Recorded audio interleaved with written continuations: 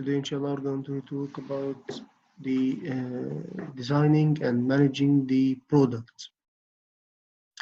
In marketing, especially for tourism and hospitality, we have some products. We want to market these products. As we know, the products are these goods and these services.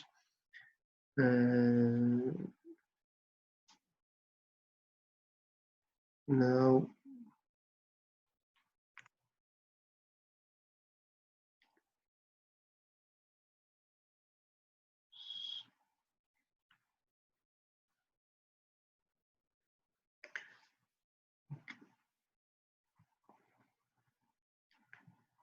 so in this chapter, you can hear me?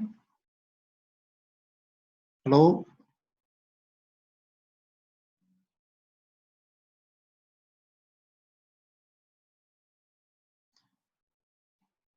Okay. We will define the product, what is product, including the core, the facilitating project. There is many different types of products that we will see now. Core products, facilitating products, supporting products, augmented products, and so on. Also, we'll explain the elements with which one needs to be concerned when designing a product. Also, we have to understand the branding and the conditions that support branding, explain the new product development process, and understand how the product life cycle can be applied to the hospitality industry.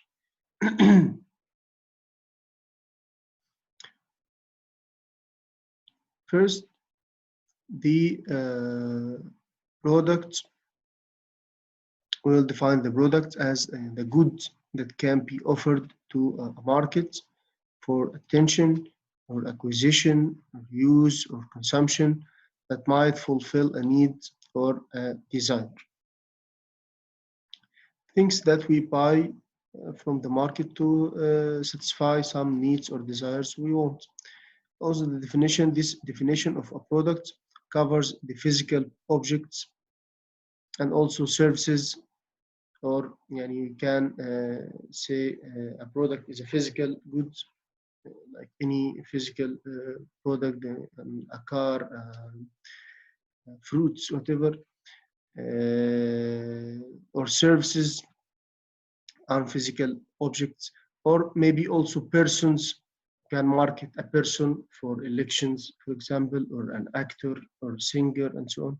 Or you can market a place like a touristic place and so on, or organizations like the World Health Organization or so on.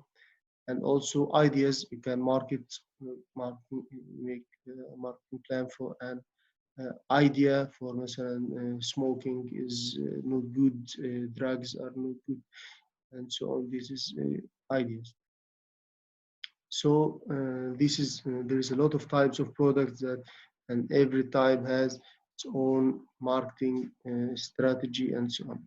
So a service product is a bundle, as we know here in our subject. Tourism and hospitality is a service. Okay, so service product is a bundle of features and customer benefits. It's not a physical good. It is a bundle of features and customer benefits. So it is very difficult to define a service product. Customer has various needs attached to a service product. When a customer goes to restaurant, hotel, whatever, so he have many needs attached to this service product. Not he will not go to the supermarket to buy physical good and go out and that's it. No, he have various needs attached to this service product. Okay, I can see here Kamaluddin. You can hear me?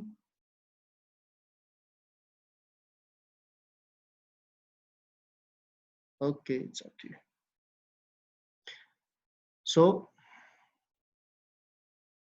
According to Philippe Kotler, a marketeer needs to think through the following 5 levels of a service product: the core product, the basic product, the expected product, the augmented product, and the potential product. So the 5 levels of the product constitute a customer value hierarchy, as we will see now.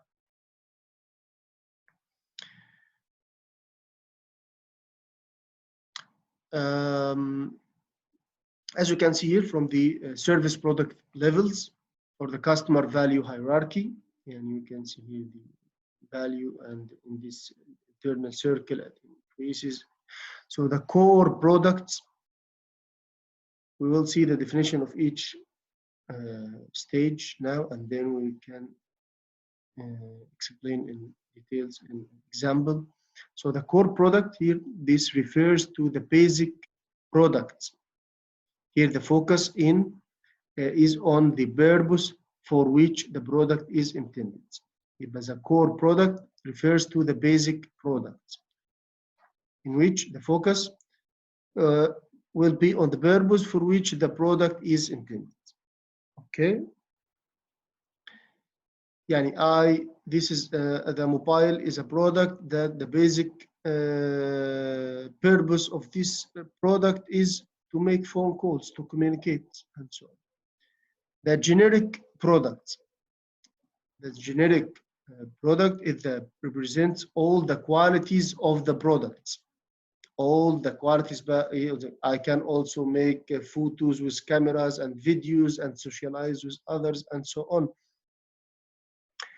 The expected product. This refers to all the benefits consumers expect to get when they purchase a product. Okay, all the benefits that I expect to get when I purchase a product. The augmented product, this refers to all the additional factors, extra factors, which set the product apart from competition. They differentiate this product from the competitors, the other products. That is its brand identity and image. And the potential product, this refers to the augmentations and transformations that the product may undergo in the future. So the core product, again, what the buyer is really buying, this is the core product. Every product is a package of problem-solving services. Okay, so it's what you really buy to solve a problem, to satisfy a need. Then we have the facilitating products that are goods or services that must be present for the guest to use the core products. It's a goods, it's facilitating products. It's not the core product, but it's facilitating. And goods or services that must be present for the guest to use the core product. I can't use the core or basic product without these facilitating products. Also the supporting product, extra products offered to add value to the core product and help to differentiate it from the competition. So the core competency review, that's supporting the products, offer a competitive advantage only if they are properly planned and implemented. So they must meet or exceed customer expectations to have a positive effect. So augmented product augmentation means increasing or extracting or so on. So the augmented product includes accessibility, atmosphere, customer interaction with the service organization, customer participation, customers interaction with each other, and so on. So example for the hospitality service according to this different level of products. The core product for a hotel, for example, you are going to reserve or book a room in a hotel. So the core product that you are buying is rest and sleep. This is the core product. You want rest and sleep. Okay. The basic product is the hotel room. The hotel room or bed. the bathroom, the towels, the desk, closet, and so on. This is a basic product. So the core product, the core is the rest or the sleep, the things that you need. Okay. The basic product is the physical things in this, but it's a in the service product. It's a many or package of many physical goods. The hotel room, the bedroom, the bed, the bathroom, the towels, the desk, the clothes, and so on. So it refers to how a marketeer translates the core benefit to service package. How can you satisfy this core profit or core benefits into a physical service? Then the expected product, you need to rest and sleep. You have the basic product, which is the room, the bed, the bathroom, and so on. There is some expected product, like a clean bed. The bed should be clean. It is something expected. Fresh towels, the towels that you dry your hand and so on is fresh and clean and so on. Working lamps for lights and so on, and the relative degree of silence. You need quiet place and so on. So this is many things that expected. You don't have to ask for this. It's expected. When you go to a room to have rest and sleep, there is bedroom, bathroom, and so on. You are expected to have a clean bed, fresh towels, working lamps, and relative degree of silence or quietness, and so on. This is the core and basic and expected. There is also more about the augmented benefits. Augmented benefits. That's the, as we said, the extra benefits that a company or a hotel or whatever make for differentiating between them and the other places or other competitors and so on. So food, for example, food that suits the customer's preference and health. They make food especially for customers according to their preference. Okay. Anything that surprises or delights the customer. So at this level, service firms face severe competition. It is observed that each augmentation adds to the cost of the product. The augmented benefits soon become expected benefits for the customer. So finally, the potential product. This includes new ways of delighting the customer, including new ways of delighting the customer. So we have the physical environment, the atmosphere, which can be customer that we mentioned here before, that can be the customer's reason for choosing or not choosing to do business with an establishment. And it's multi-dimensional, like visual, you can see, oral, you can say olfactory, you can smell, tactical, you can touch, and so on. So this is the atmosphere of the physical environment. You can transfer this service into something physical, and so on. So the customer interaction with the service delivery system, there is a joining stage, which is when the customer makes the initial inquiry contact, or the consumption phase, when it takes place when the service is consumed, or the attachment phase, when the customer is through using a product and departs. Also, we have the customer interaction with other customers, that the hospitality organizations must manage the interaction of customers to ensure that some don't negatively affect the experience of the others. Okay, so let's move now from the product levels to the brands. Branding or brand decisions. As we know, a brand is a name, or term, or sign, or symbol, design, or combination of all these elements that is intended to identify the goods or services for a seller and differentiate them from the competitors or the other goods or services. This is the brand. So it consists of many, as we can see in this photo, consists of many things. As we say, it's a name, term, symbol, design, combination of their intended for identification or identify goods or service, of one seller or group of sellers and distinguish them from competitors, products, or services. Okay, so brands here are among a company's most valuable assets. Is one of the most valuable assets for a company. It's not only for the building or equipment or so on, but the brand itself may be one of the most valuable assets of the company. For example, if you look for a hotel like Hilton, this long building for Hilton Hotel, without this logo of Hilton, this building value will be more less than when the logo of Hilton is above the building. This is how the brand affects the value of the company. A brand also represents what the company is and what it stands for. It's like a message for the buyer. What are we? What are we doing?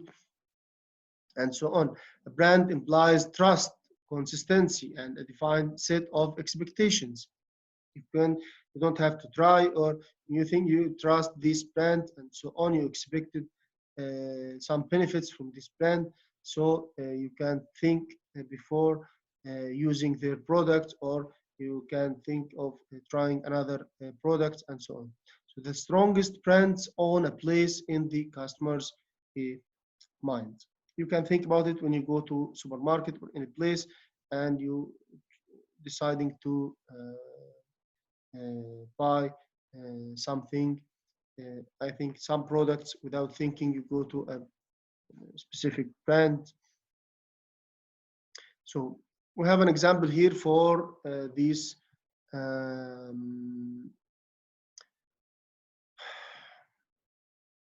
Patanjali. This is a company for natural products, organic products in India. Is a very well-known brand. We can see here as this brand as a case study, close association of personality. يعني مثلا it's dealt with customers owing to Papa Ramadov charisma and yoga culture.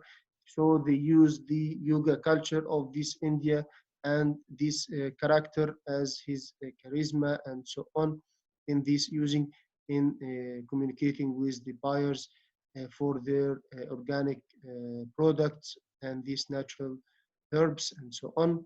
Also the unique business model for a single brand, as all products are sold under the brand name. All their products sold under one name, as we can see here for مثلا Nestle or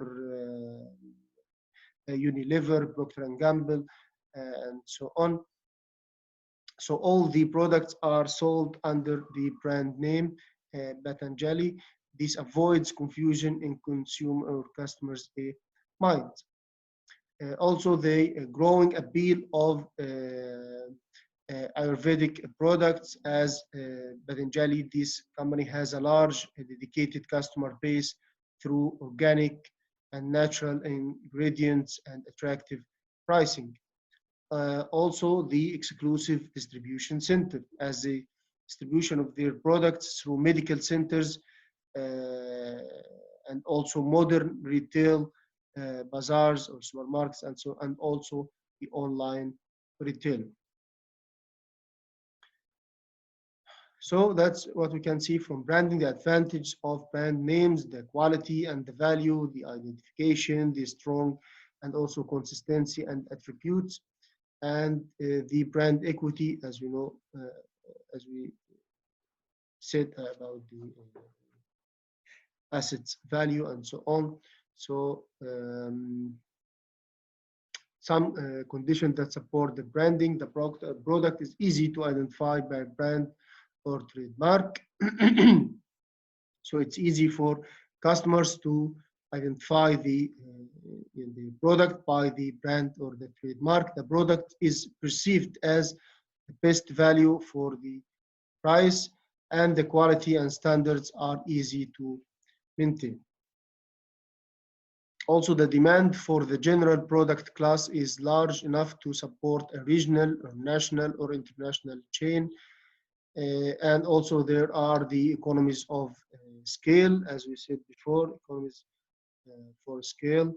When you lower the or decrease the cost of production by producing more of your products.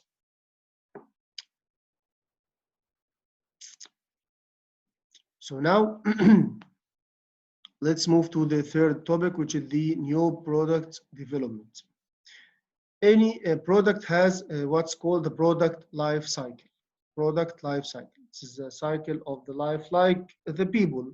When you tell you from you born to till this, so this is called the life cycle. There is also a product life cycle. Product is born and then or produced, يعني, it passes through several phases and eventually dies as younger products some come along that better serve consumer needs. We will see here in detail. This is the curve of the product life cycle.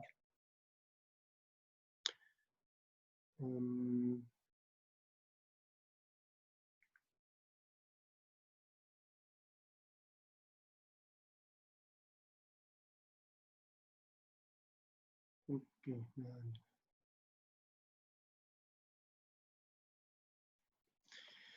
Product life cycle, as we can see here from this curve, the vertical curve, there is the sales of the product. So we can see the first phase, the lighter one, is the introduction. The introduction, introducing the product to the market. So the sales is very few at this stage. Then the growth, the sales increasing, then maturity, and then decline. The sales are declining or decreasing. So the product life cycle, the product introduced in the market undergoes different stages of growth until it is phased out of the market. So these stages constitute the PLC, or the product life cycle. Product life cycle represents the sales and the profits generated by a product over a period of time. So it's according to what? The sales and the profits. So factors governing the changes in the product life cycle are: one, the changing customer needs, the changing in the customer needs that may affect the curve of the product life cycle. Also, the launch of better, more efficient products. If there is a new product, competitive products come to the market, so it will also affect the product. So what affects the sales of the product or the profits of the product and the product life cycle? First, the changes in the customer needs. Maybe the customers, after a period of time, they doesn't need this product anymore, so it's disappear from the market. I think you may saw a lot of products like this. Or there is a new product come from another company that is more competitive, that makes the old product disappear from the market. So as we can see here, the product comes from the idea generation, the idea of the product, then idea screening, then concept development and testing. Try to see this idea, is it we can make it in real life or not, and test it. Then if it's okay, so marketing strategy development, develop the marketing strategy. How can we market this product? And then making the business analysis, the cash flow, and so on. And then the product development, start to produce the design and produce the product, and then making the market testing and commercialization and deliver it to the customers. So the idea generation, the first phase here, the idea generation. as we can see, the internal sources, the customers, the competitors, the distributors and suppliers, and other sources. Then we make the idea screening. The purpose of screening is to spot good ideas and drop poor ones as quickly as possible. Then we have the development and testing of the product. We have the product idea, inventions, a possible product that company managers might offer to the market, or a product concept is a detailed version of the idea stated in meaningful consumer terms. Product image is the way that consumers picture an actual or potential product. Also, the task is to develop an idea into alternative product concept, determine how attractive each is to customers, and choose the best one. Concept testing occurs within a group of target consumers. Then we will make the marketing strategy of this product, includes the information such as the target market and the product positioning. If we remember from the previous chapter, targeting, selecting the most attractive segments of the market, and then market positioning, how to deliver this product to these targeted customers, as well as both short and long-term projections in terms of sales, profits, and costs. And then we have the business analysis, which involves a review of the sales, costs, and the profit projections to determine whether they satisfy the company's objectives or not. I can see how much according to the analysis of the market, the expected sales, the expected costs of producing this product, the expected profits, and then the company decides to launch this product or not. Then if it's okay, it is profitable. So there is the product development, how to develop this product. The prototype of the product must have the key features described in the product concept statements as perceived by the customer, perform safely under the normal use, and be produced for the budgeted costs. Okay. Then testing or test marketing, the product and marketing programs are introduced into realistic market settings. Finally, the commercializations. In launching a new product, a company must make 4 decisions: when to launch this product to the market, you have to choose the right time, where to launch it, the right place, to whom, the targeted customers, and how they will launch it, and so on. There is also the product development through acquisition. This is another approach, but you just you have to know, acquisition is like acquiring. You acquire something, you have something, you buy something, acquire it. So this is another approach, which is the acquisition, a method of product development that reduces the risk considerably. So why it is important, when some companies use it, because it reduces the risk. For large companies that have the assets to purchase and then develop a fledgling chain. Okay, now we have the product life cycle strategies. The product development, as we saw now, then the introduction of the product, the growth of the product, the maturity, and the decline. As you can see from this chart, it's the same one that we saw first, but it's more clear or more detailed. So we can see here, this is a blue curve and a white curve or light curve or gray curve. This curve, as we said, is for sales or profit. As we can see, the vertical axis in the left, sales and profits.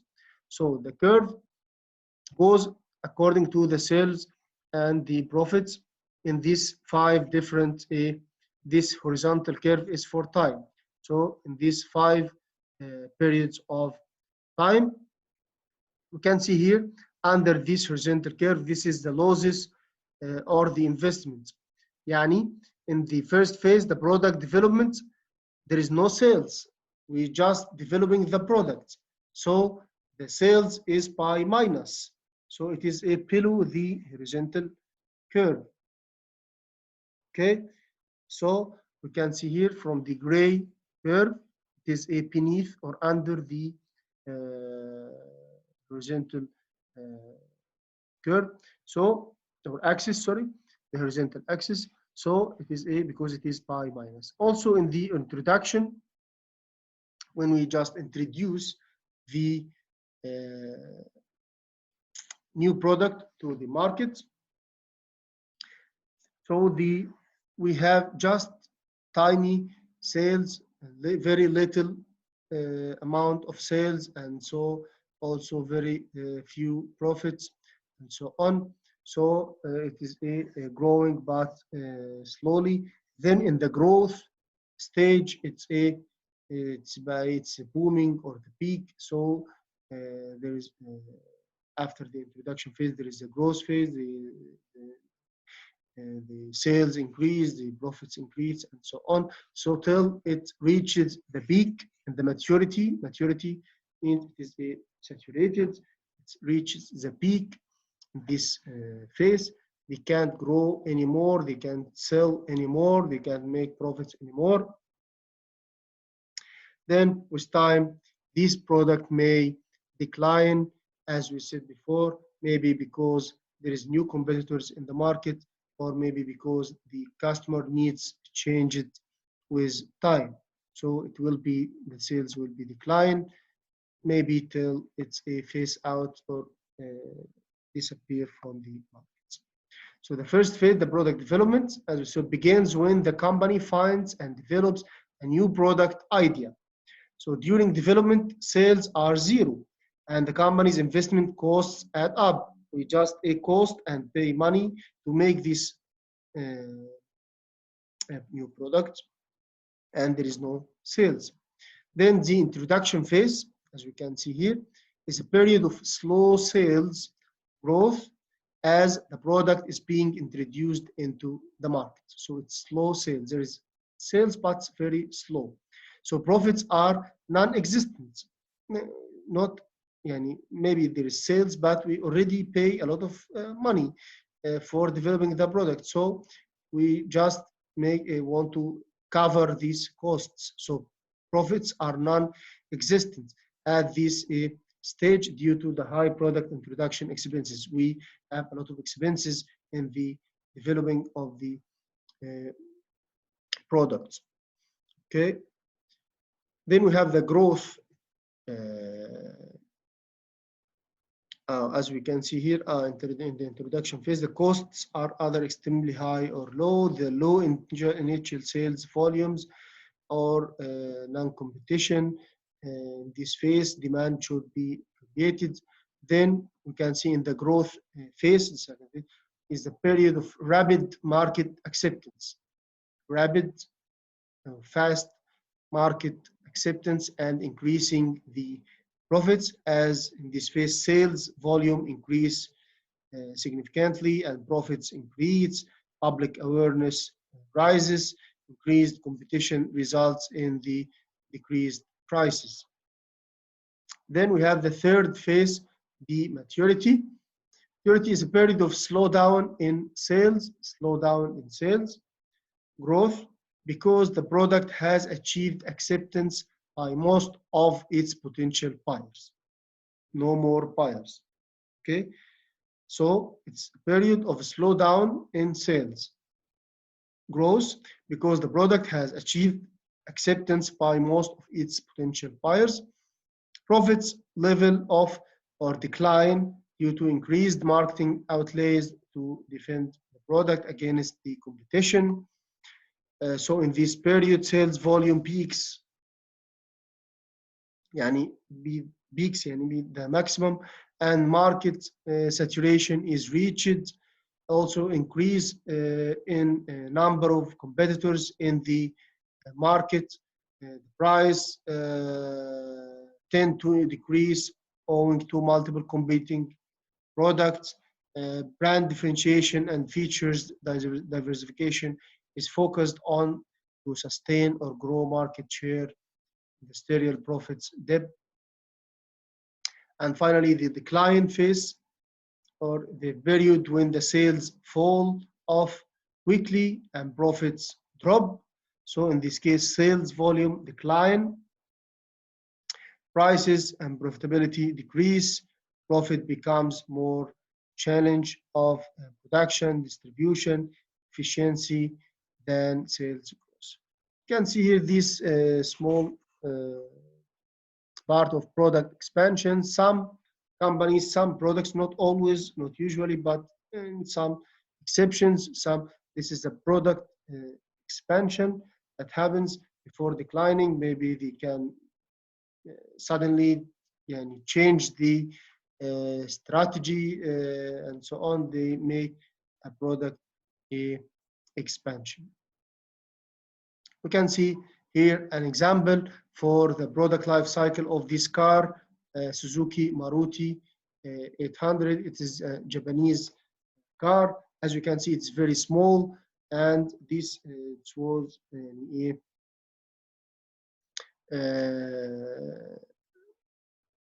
new product at this time. At 1983, this car introduced. Okay, it was the first car imported and sold in 1983. The cheapest car in the market. I think till now it is the cheapest car in the market. Maybe it costs $1,000 or something like that. Huge gap between demand and supply. We are talking about the introduction phase from 1983 to 1986. So this is a small car, cheap car. So there is a lot of demand, a lot of consumers want this car. So there is a gap between demand and supply. They cannot supply or use this amount of cars to satisfy the demand. So the company took 3 years to clear the resulting waiting list. 3 years to satisfy the waiting list of demand in the introduction stage. Then we can see the second stage, a growth stage from 1987 to 1996. In this stage, ensure people's expectations match product promise, and we can see the people expectation. The people start to buy the car, and they expected many things from this car. So there's in this the growth stage happens, ensuring the expectations of the customers matches the product promise or what the car promises them. So it's make the product growth, sales, increase in the production and the sale, increase in profits, and no threat of competition at this stage. The third stage, the maturity stage from 1997 to 2000, the sales touched about 200,000 in 1999. A repositioning of these car Maruti products, the 40 million two-wheeler owners targeted. The repositioning means that instead you ride a motorcycle, for example, this is what's two-wheeler, so you can use this cheap car instead. So they start to expand and look for a new targeted market or customers. Entry of competitors such as General Motors, Ford, and Tata started to, at the end of this stage, started to other companies start to make another cars like this. At the end, in 2003 till the present time, the decline stage, what happens? There's a heavy competition from companies like Hyundai, the Korean company, like i10, maybe the same size of this car, and also Spark from Chevrolet or General Motors. So there is a heavy competition, make the sales of Maruti to decline. Also, the drastic decrease in sales happens depending on this heavy competition, and just about 33 units sold in 2009 and 2010, and it was drawn from 13 cities, including metros. This is an example for a product life cycle from the introduction to growth, maturity, and the decline. So we now finished our lesson for today. Thank you very much. There's some key terms that you have to look them up and study very well. Okay, you can see also more details and examples in the textbook. So see you next time, inshallah. Goodbye and good luck.